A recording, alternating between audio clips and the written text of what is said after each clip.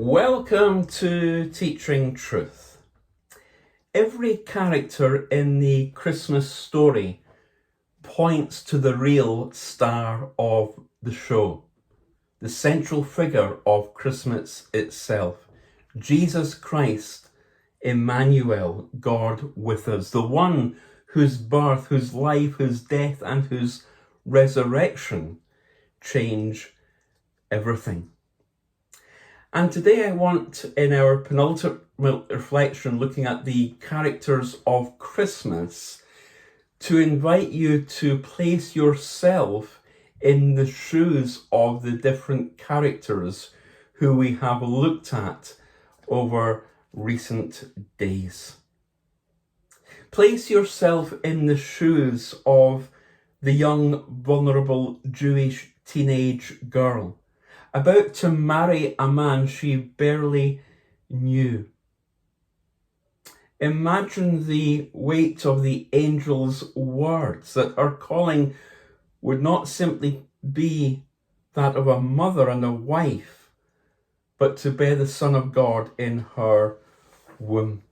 Imagine yourself as Joseph, an ordinary man in an otherwise ordinary village with an ordinary vacation.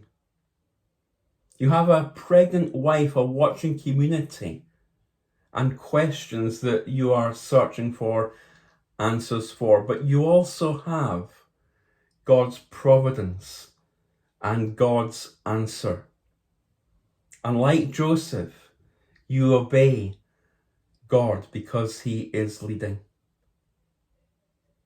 Or perhaps you're like Simeon and Anna, who we've thought about over the last couple of days, standing in the temple year after year, waiting for the dawn of God's kingdom. And when Jesus arrived, they were ready to rejoice, ready to worship, and ready to share of what they had seen. Or perhaps you're like Zechariah, living in the shadow of unfulfilled longings, weary of God's silence, weary of his promises. But yet God comes to you to reveal himself.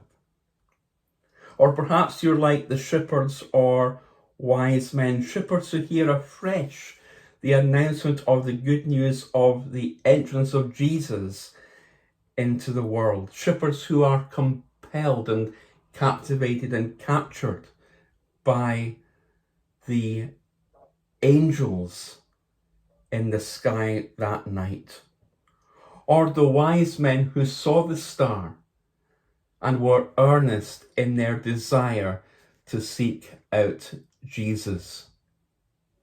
We're certainly not angels, far from it, but can we consider the song that the angels sang, "Glory to God in the highest"? And can we this Advent and this Christmas sing that song, Gloria in excelsis Deo, because of the fact that Jesus has been born into the world?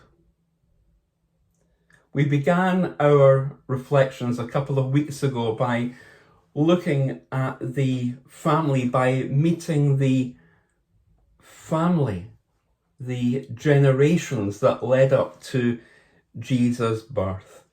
And here is the reality today, that your name can be part of the family of God, part of Jesus' family, the church. Because of Jesus' birth in Bethlehem, because of Jesus' death on Calvary, and because of Jesus' resurrection, your name can be written in the Lamb's Book of life. You can be part of God's great big family, the big family of God. This Advent, and as we anticipate in a few days' time, Christmas, why not make that decision, if you have not already done so, to be part of Christmas, to invite Jesus, the star of Christmas, into your heart and into your life. Christmas isn't Christmas till it's happened in your heart. Let me finish our reflection today with this.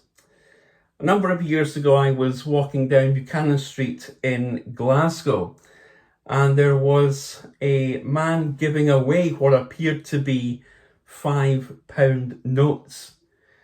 A few people took them, but many were just walking past. Many were cynical. Many didn't believe that they were real. Many thought they were fake. Many didn't take them because they were suspicious of a free gift. But suppose we were so suspicious of God.